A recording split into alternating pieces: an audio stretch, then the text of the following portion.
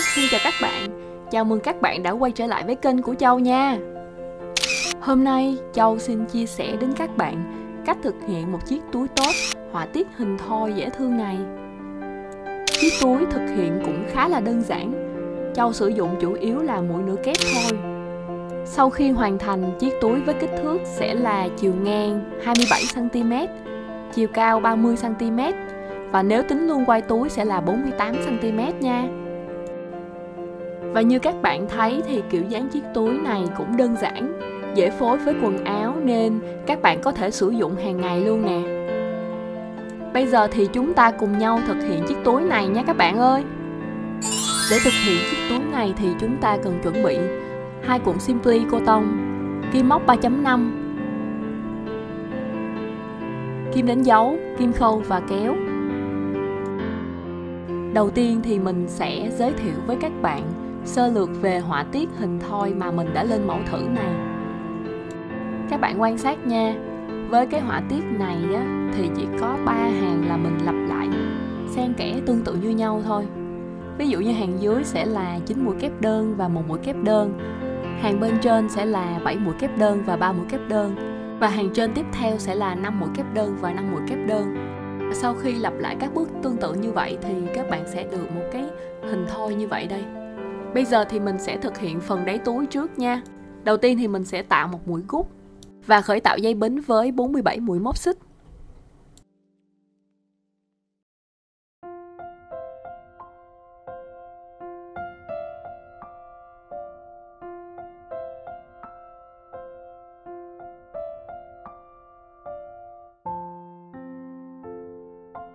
Sau khi khởi tạo xong dây bính với 47 mũi móc xích thì mình sẽ đánh dấu vào xích đầu tiên và xích thứ 47.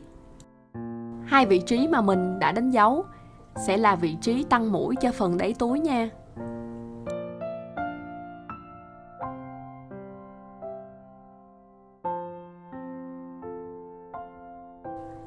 Mình bắt đầu lên hàng số 1. Lên 2 mũi móc xích tương đương với chiều cao của mũi nửa kép nè. Và mình sẽ đánh dấu vào xích thứ 2 từ dưới đếm lên.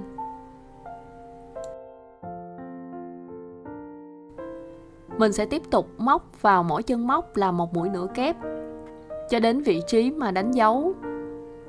Và mình sẽ có tổng cộng là 45 mũi nửa kép nha các bạn.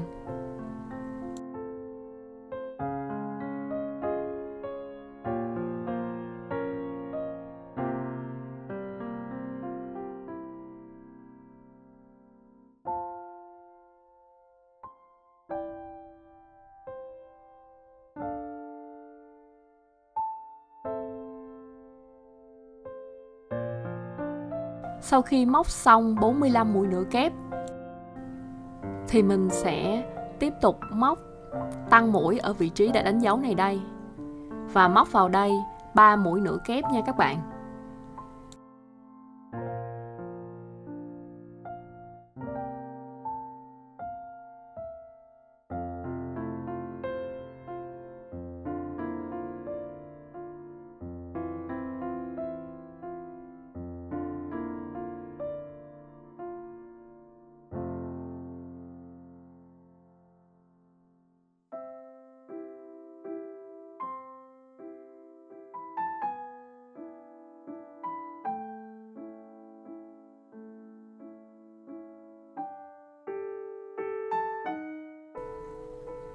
Đến bên đây thì mình cũng tiếp tục móc 1 mũi nửa kép vào mỗi chân móc cho đến khi đạt được số lượng là 45 mũi nửa kép.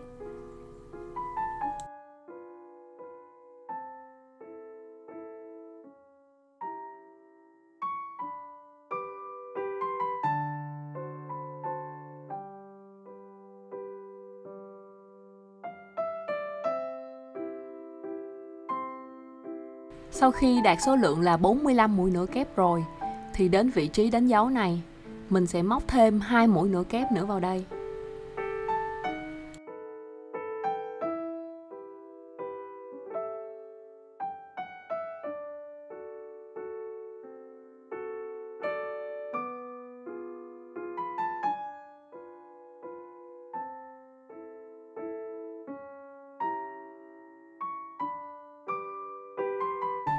Đến đây thì mình sẽ móc vào vị trí mà đánh dấu một mũi trượt để kết thúc hàng số 1 nha.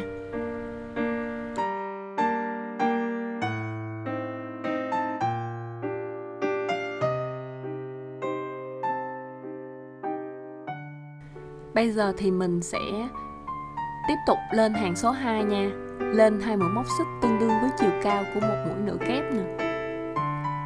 Mình cũng đánh dấu vào vị trí xích thứ 2 từ dưới đếm lên.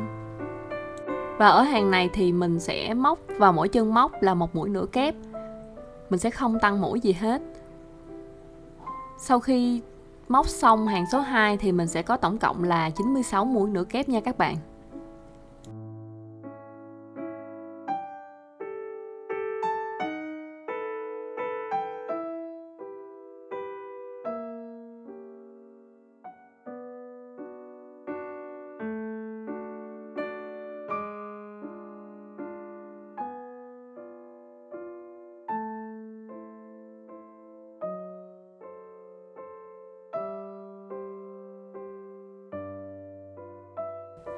Đến cuối hàng thì mình sẽ móc một mũi trượt vào vị trí đánh dấu để kết thúc hàng số 2. Và cũng như là kết thúc phần đáy túi nha.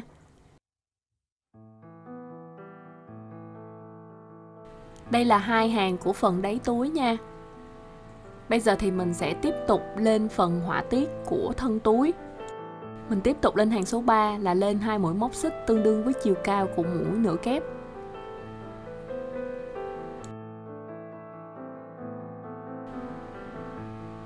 Mình sẽ lên một mũi móc xích.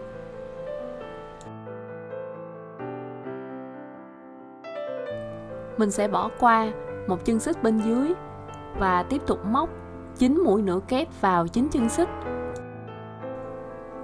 Với các mũi nửa kép đơn này thì mình sẽ thực hiện là đâm kim móc vào vòng sau của các mũi xích nha. Mình sẽ đưa kim móc vào vòng sau và cái viền ngang của cái chân xích luôn. Như vậy thì cái mũi nửa kép này nó sẽ đứng và chắc chắn hơn. Đây mình tiếp tục đưa kim móc vào vòng sau của mũi xích và cái đường viền ngang này luôn. Đây, các bạn quan sát nha. Kéo sợi qua, tiếp tục kéo sợi qua hết 3 vòng tròn trên kim. Bây giờ thì mình sẽ móc thêm 7 mũi nửa kép nữa để đủ số lượng là 9 mũi nửa kép cho cái cụm này.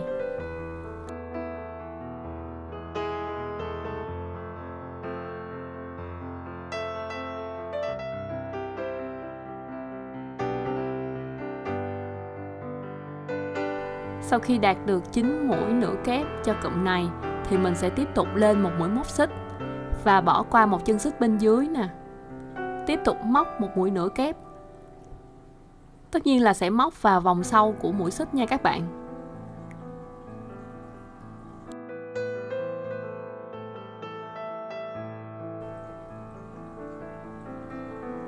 Các bạn tiếp tục lên một xích, bỏ qua một chân xích bên dưới và sẽ móc 9 mũi nửa kép vào 9 chân móc để đạt được cụm chính nha.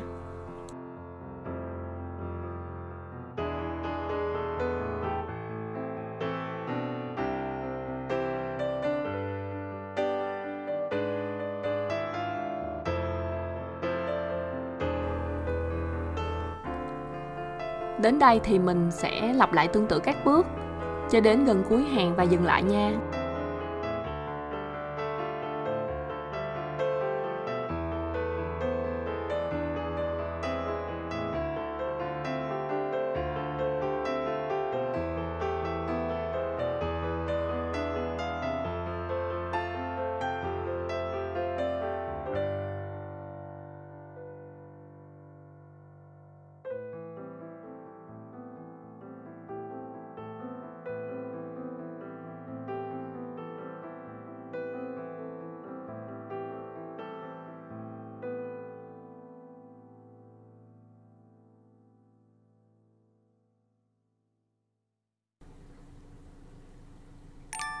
Đến đây thì mình sẽ lên một mũi xích, bỏ qua chân xích bên dưới và móc một mũi trượt vào vị trí đánh dấu để kết thúc hàng số 3 nha.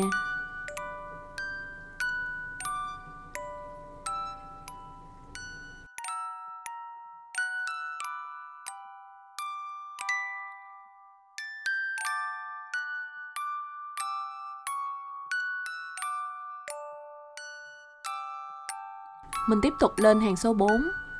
Cũng tương tự là mình lên 2 mũi móc xích tương đương với chiều cao của mũi nửa kép và đánh dấu vào xích thứ hai từ dưới đếm lên. Ở hàng này thì mình sẽ móc cụm 3 và 7 nha.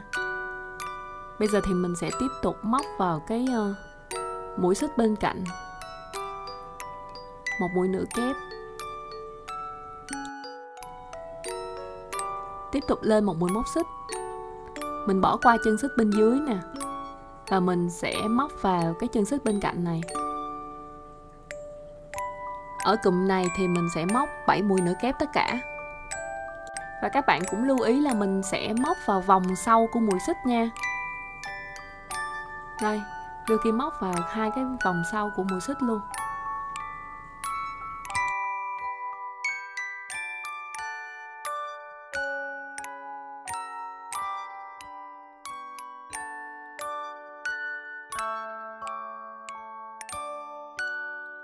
Sau khi móc xong cụm 7 mũi nửa kép thì mình sẽ tiếp tục móc cái cụm 3 mũi nửa kép nha.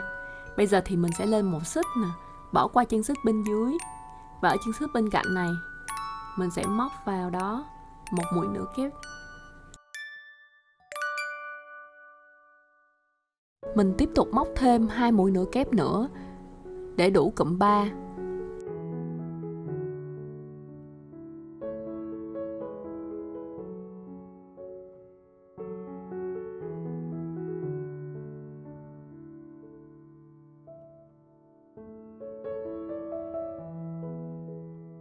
Sau khi đạt được cụm 3 thì mình sẽ tiếp tục móc cụm 7 mũi nửa kép ở bên cạnh. Mình sẽ lên một mũi móc xích, bỏ qua chân xích bên dưới nè và lần lượt móc mỗi chân móc là một mũi nửa kép. Và ở cụm này tổng cộng sẽ là 7 mũi nửa kép nha các bạn. Mình sẽ lặp lại tương tự xen kẽ với nhau như vậy cho đến gần cuối hàng và dừng lại nha.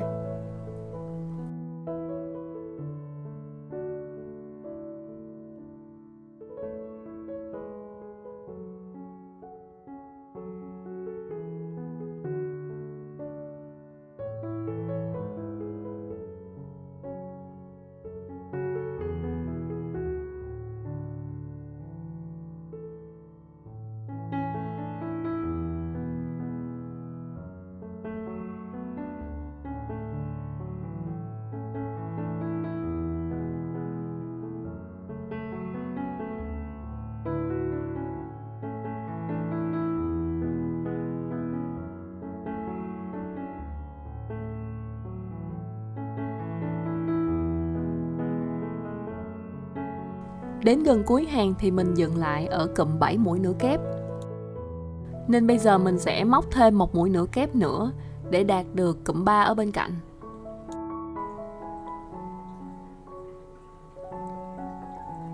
Lên một mũi móc xích nè, bỏ qua chân xích bên dưới và móc một mũi nửa kép vào cái chân xích bên cạnh nè.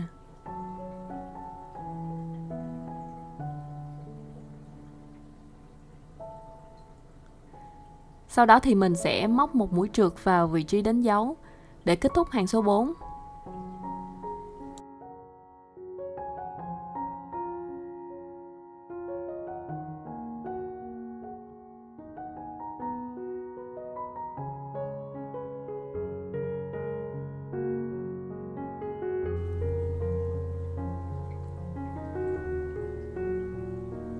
Tiếp theo là mình sẽ lên hàng số 5. Tương tự là lên 2 mũi móc xích tương đương với chiều cao của mũi nửa kép. Ở hàng số 5 này thì ở mỗi cụm sẽ có tất cả là 5 mũi nửa kép. Mình sẽ móc 2 mũi nửa kép vào hai chân xích bên cạnh.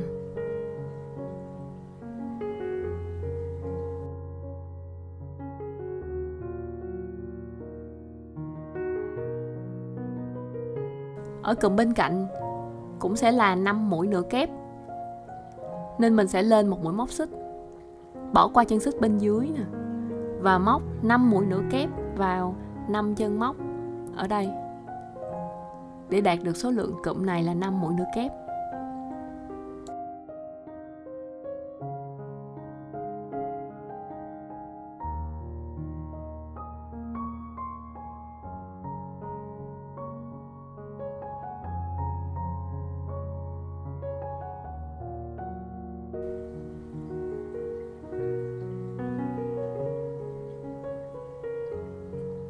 Sau khi mình đạt được 5 mũi nửa kép cho cụm bên đây thì mình sẽ tiếp tục lên một mũi móc xích nè, bỏ qua chân xích bên dưới và móc vào chân xích bên cạnh một mũi nửa kép.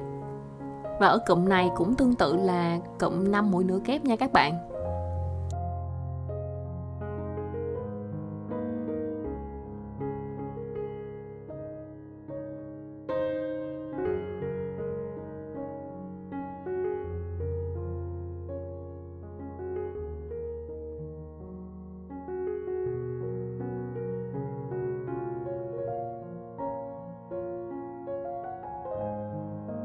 Ở hàng số 5 này thì cũng khá là đơn giản. Mỗi cụm đều có 5 mũi nửa kép luôn, nên các bạn cứ lặp lại tương tự như vậy cho đến gần cuối hàng.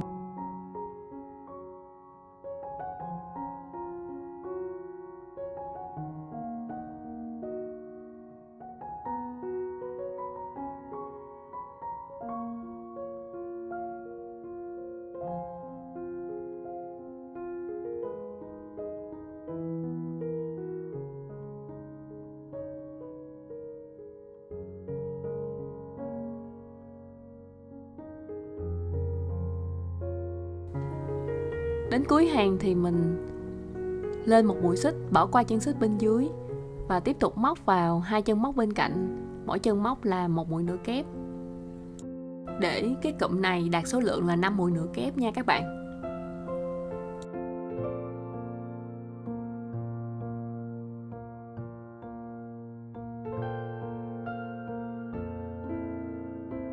Cuối cùng thì mình sẽ móc một mũi trượt vào vị trí đã đánh dấu để kết thúc hàng số 5.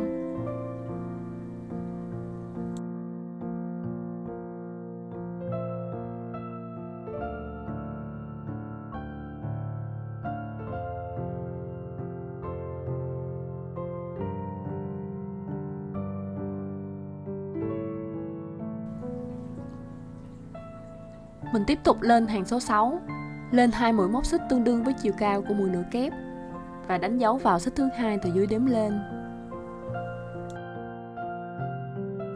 Mình tiếp tục móc 3 chân móc này, mỗi chân móc là một mũi nửa kép.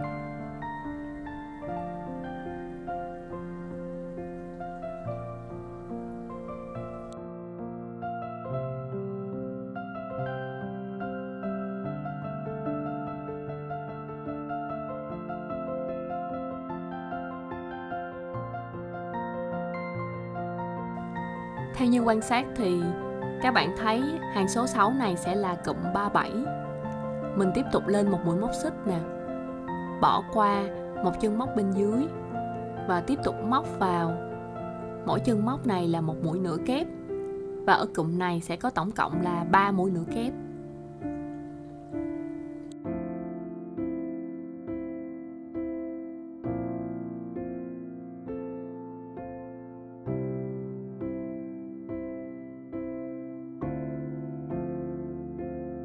Cụm bên cạnh này sẽ là 7 mũi nửa kép nha. Mình sẽ lên một mũi móc xích, bỏ qua chân ở bên dưới, móc vào chân xích bên cạnh mũi nửa kép.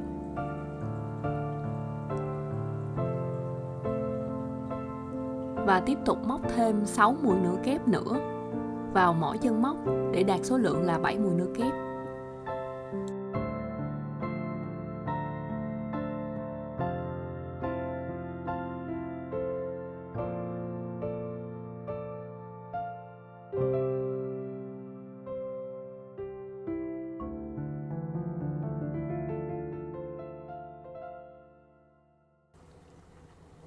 Và các bạn cứ lặp lại tương tự cho cụm này là cụm 7 mũi nửa kép, cụm 3 mũi nửa kép. Lặp lại cho đến gần cuối hàng và dừng lại nha các bạn. Đến cuối hàng, vì mình dừng lại ở cụm 3 mũi nửa kép nên cụm bên cạnh sẽ là 7 mũi nửa kép.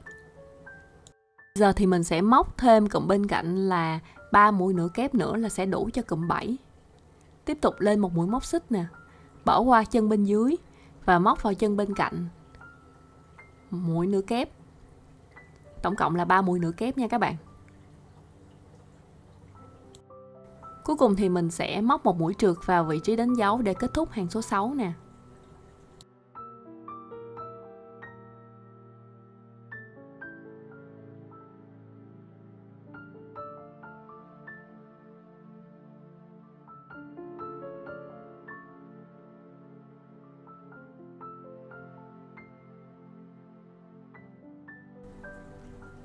Lên hàng số 7 thì mình cũng tương tự là lên 2 mũi móc xích.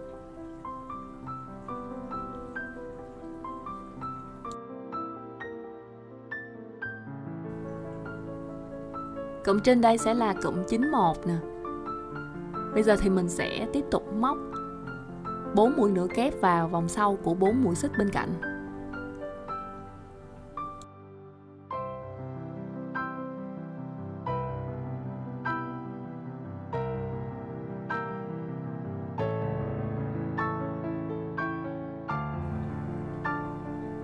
Mình sẽ móc cụm 1 ở đây, lên một mũi móc xích, bỏ qua chân xích bên dưới và móc vào chân xích bên cạnh một mũi nửa kép.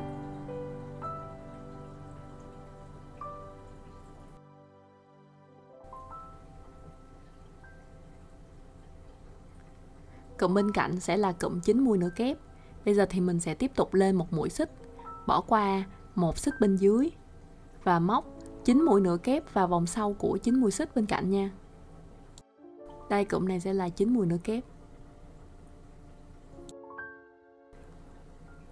Ở hàng này thì các bạn cũng lặp lại tương tự như vậy, cụm 9 và cụm 1 mũi nửa kép cho đến gần cuối hàng và dừng lại nha.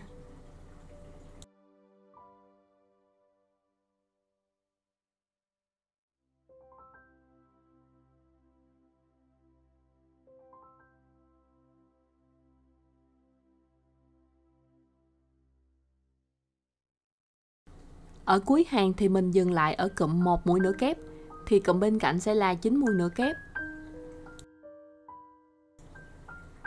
Bây giờ thì mình sẽ móc thêm 4 mũi nửa kép nữa vào cái cụm bên cạnh để đạt được số lượng là 9 mũi nửa kép. Tiếp tục lên một mũi móc xích, bỏ qua chân xích bên dưới và móc 4 mũi nửa kép nữa vào 4 chân móc bên cạnh.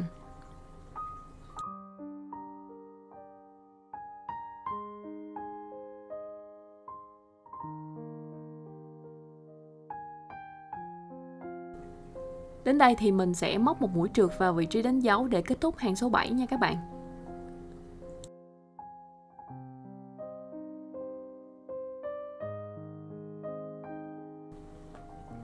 Đến hàng này thì các bạn sẽ thấy được nửa hình thoi xuất hiện rồi. Và mình sẽ tiếp tục thực hiện là lặp lại các bước tương tự để các bạn có thể thấy được cái họa tiết hình thoi này rõ hơn nha. Bây giờ thì mình sẽ lên hàng số 8. Lên 2 mũi móc xích tương đương với chiều cao của mũi nửa kép nè. Ở hàng này thì mình sẽ móc tương tự như hàng số 6 luôn. Là mình sẽ móc 3 mũi nửa kép vào vòng sau của 3 mũi xích bên cạnh.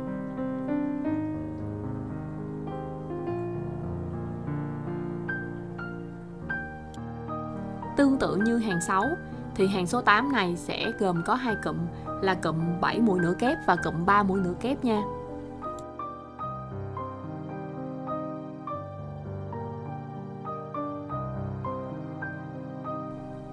Mình sẽ lên một mũi móc xích, bỏ qua chân xích bên dưới này và móc 3 mũi nửa kép vào vòng sau của 3 mũi xích bên cạnh nè, để tạo thành cái cụm 3 mũi nửa kép.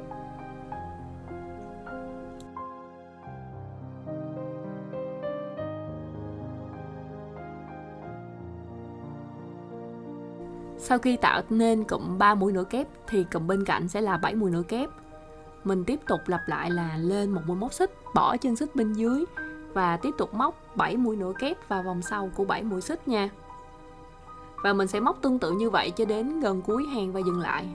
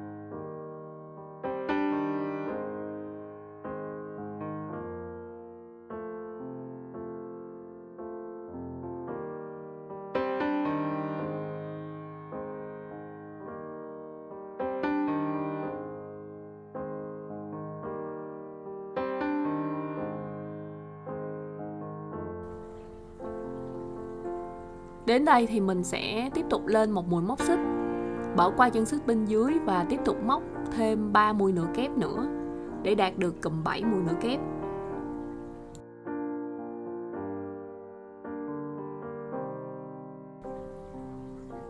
Cuối cùng thì mình sẽ móc một mũi trượt vào vị trí đánh dấu để kết thúc hàng số 8.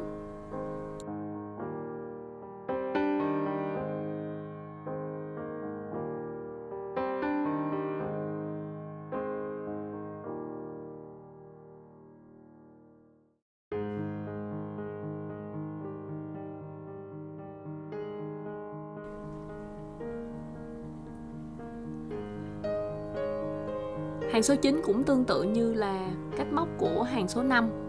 Mình sẽ lên 2 mũi móc xích. Tiếp tục móc 2 mũi nửa kép vào vòng sau của 2 mũi xích bên cạnh.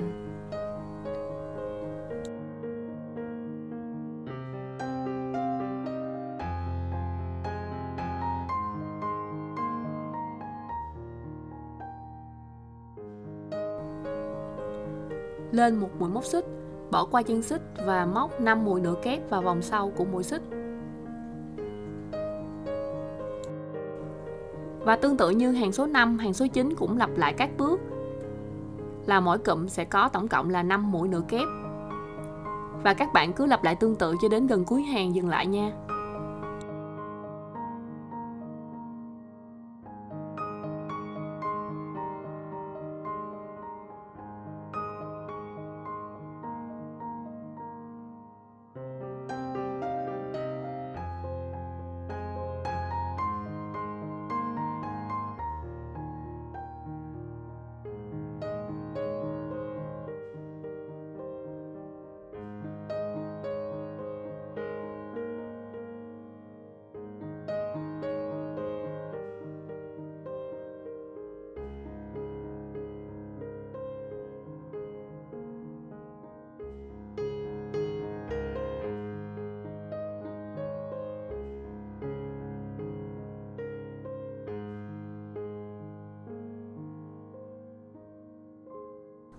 Đến đây thì mình sẽ tiếp tục lên một mũi móc xích, bỏ qua chân xích bên dưới và móc 2 mũi nửa kép vào 2 chân xích bên cạnh.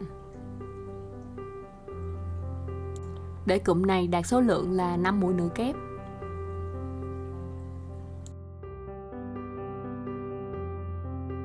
Đến cuối hàng thì sẽ móc một mũi trượt vào vị trí đã đánh dấu để kết thúc hàng số 9.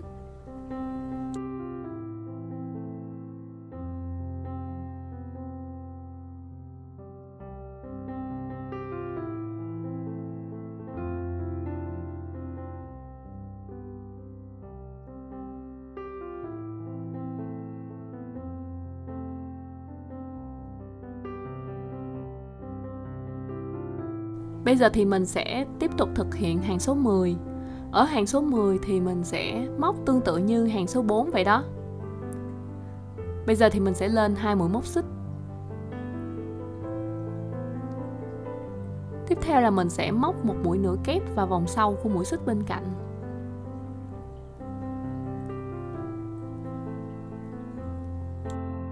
Lên một mũi móc xích. Tiếp tục bỏ qua một chân xích và móc 7 mũi nửa kép vào vòng sau của mũi xích.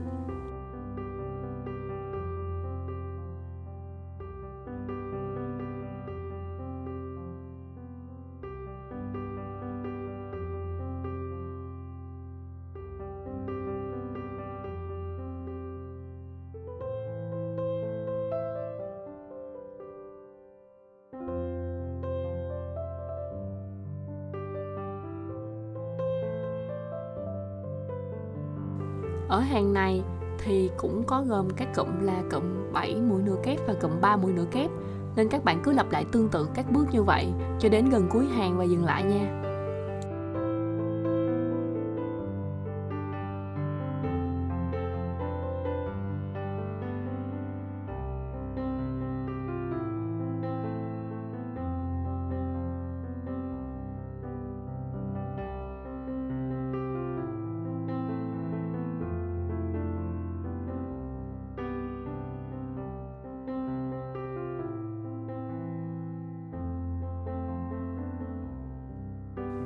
Đến đây thì tiếp tục lên một mũi móc xích nè.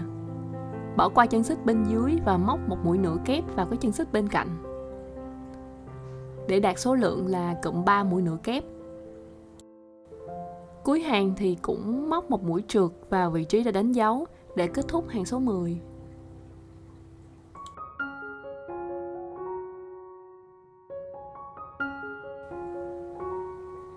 Bây giờ thì mình sẽ tiếp tục lên hàng số 11, lên 2 mũi móc xích.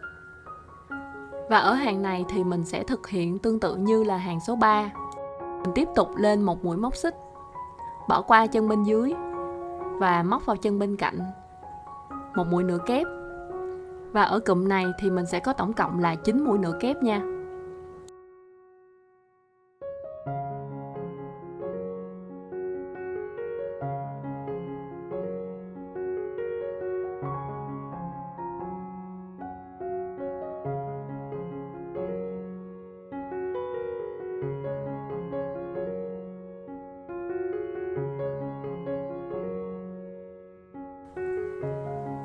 Sau khi móc xong cụm 9 mũi nửa kép, mình tiếp tục lên một mũi móc xích nè, bỏ qua chân bên dưới và móc vào chân bên cạnh một mũi nửa kép.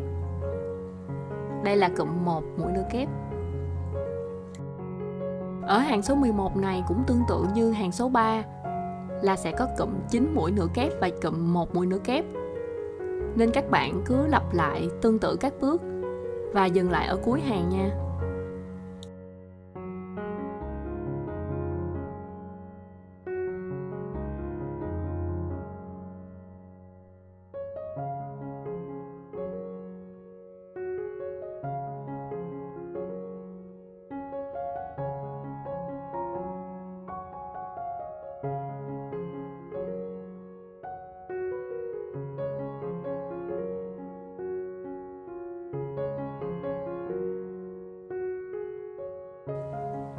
Đến cuối hàng này thì mình tiếp tục lên một mũi móc xích, bỏ qua chân xích bên dưới và móc một mũi trượt vào vị trí đánh dấu và kết thúc hàng số 11.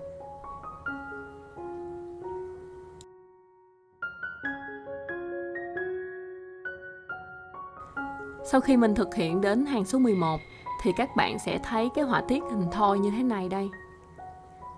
Bây giờ thì mình sẽ lặp lại các hàng tương tự như vậy từ hàng số 12 đến khi đạt được số hàng là hàng số 33 nha các bạn.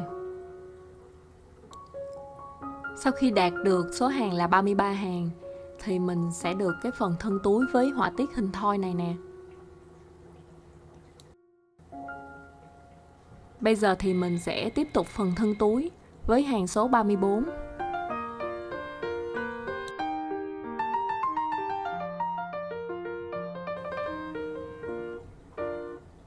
Mình tiếp tục lên 2 mũi móc xích.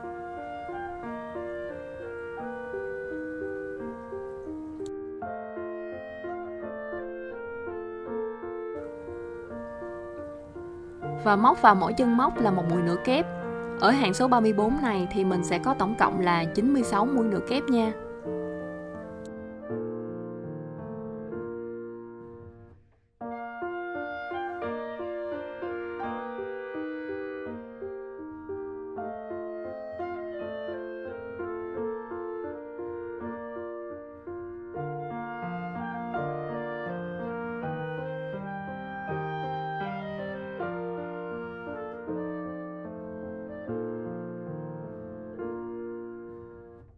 Mình sẽ móc một mũi trượt vào vị trí đánh dấu để kết thúc hàng số 34.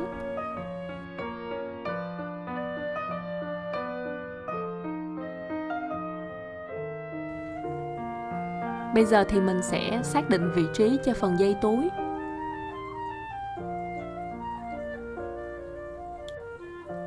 Mình sẽ lấy móc là từ cái cụm 1 của cái hình thoi bên dưới, mình đối chiếu lên và mình đánh dấu lại. Tương tự như bên này cũng vậy. Và khoảng cách giữa hai cái xích này, tính luôn cái vị trí đánh dấu á, là sẽ gồm có 25 mũi móc xích nha. Ở phần mặt túi bên đây thì mình cũng đối xứng lên và đánh dấu lại, tương tự như vậy.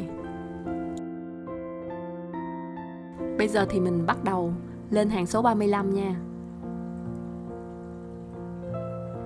Tương tự như mỗi hàng thì mình sẽ lên 2 mũi móc xích nè.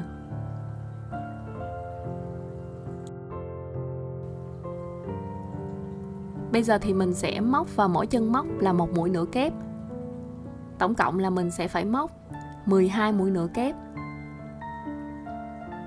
Mình sẽ không có móc vào cái vị trí đã đánh dấu nha các bạn.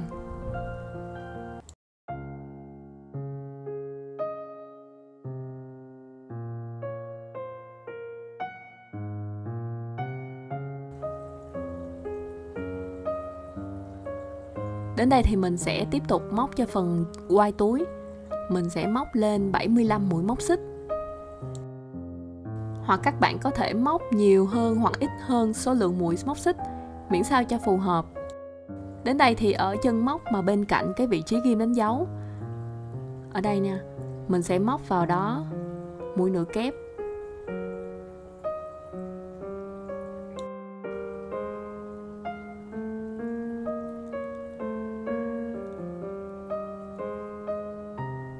Và mình sẽ tiếp tục móc mũi nửa kép vào mỗi chân móc cho đến gần cái vị trí đánh dấu ở phía bên kia.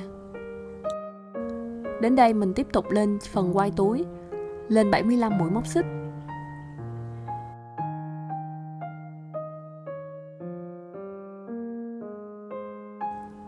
Và cũng thực hiện tương tự là mình móc 1 mũi nửa kép vào cái chân móc bên cạnh cái vị trí ghim đánh dấu.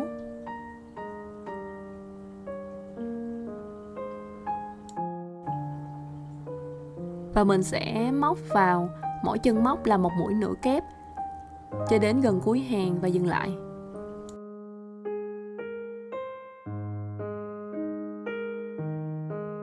Đến cuối hàng thì mình sẽ móc 1 mũi trượt vào vị trí đánh dấu để kết thúc hàng số 35 nha.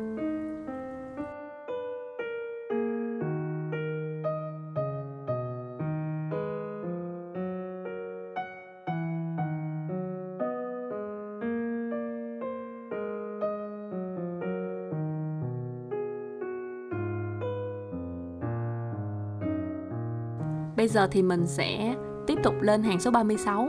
Ở hàng này thì mình sẽ móc bằng mũi đơn hết. Cũng tương tự như móc mũi nửa kép thì mình cũng móc mũi móc đơn vào cái vòng sau của mỗi mũi xích.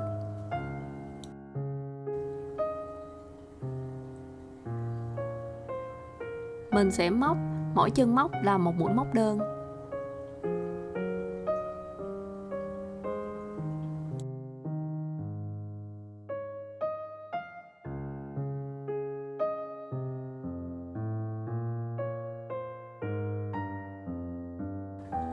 Đến cái phần quai túi thì mình sẽ lật mặt sau của cái phần dây xích lại và móc vào cái phần bụng của cái dây xích nha.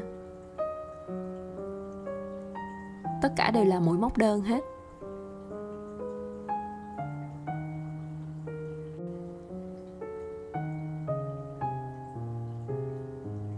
Và tương tự như vậy, mình móc mỗi chân móc là 1 mũi móc đơn cho đến gần cuối hàng và dừng lại nha các bạn.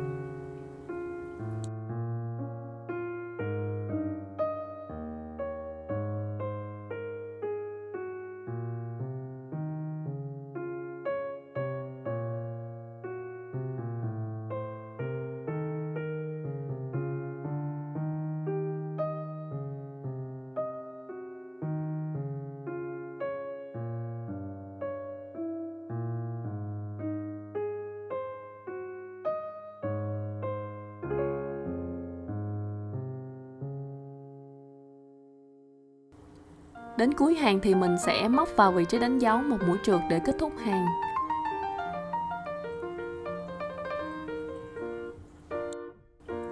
Mình tiếp tục lên hàng số 37 là lên 1 mũi móc xích nè. Móc vào ngay chân luôn 1 mũi móc đơn. Và mình sẽ tiếp tục móc thêm 11 mũi móc đơn nữa và dừng lại nha các bạn.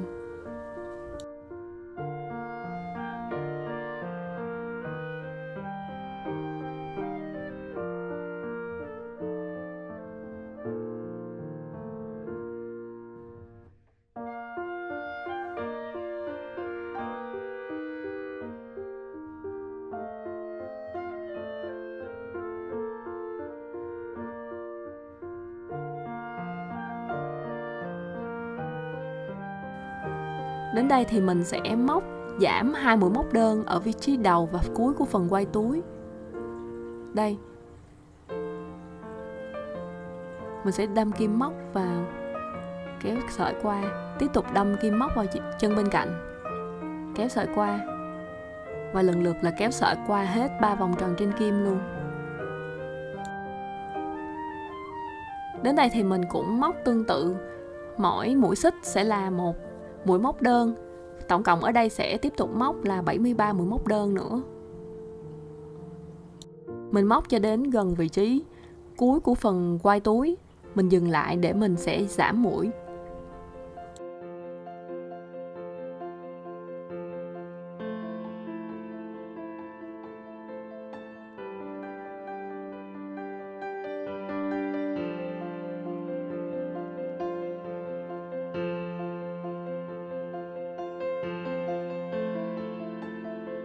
Đây, sau khi mình đã móc được 73 mũi móc đơn cho phần quai túi thì mình sẽ móc giảm mũi ở đây. Tiếp tục là giảm 2 mũi móc đơn.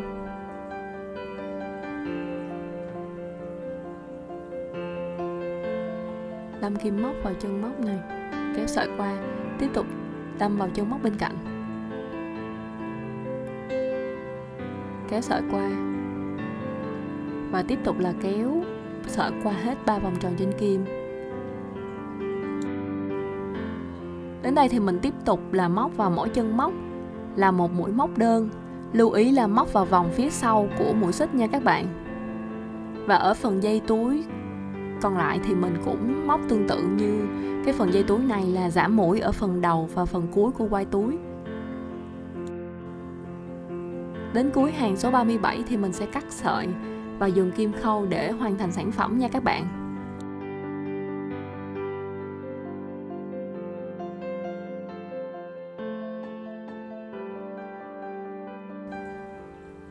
Vậy là mình vừa hoàn thành xong chiếc túi này rồi đó các bạn. Theo cảm nhận của mình thì thực hiện chiếc túi này cũng khá là đơn giản và không tốn nhiều thời gian đâu. Nếu các bạn thấy thích mẫu túi này thì hãy cho Châu một like và để lại bình luận bên dưới khi có thắc mắc gì nha. Và đừng quên đăng ký kênh để nhận được những video tiếp theo của Châu nhé. Chúc các bạn sẽ có được chiếc túi như ý. Cảm ơn và chào tạm biệt.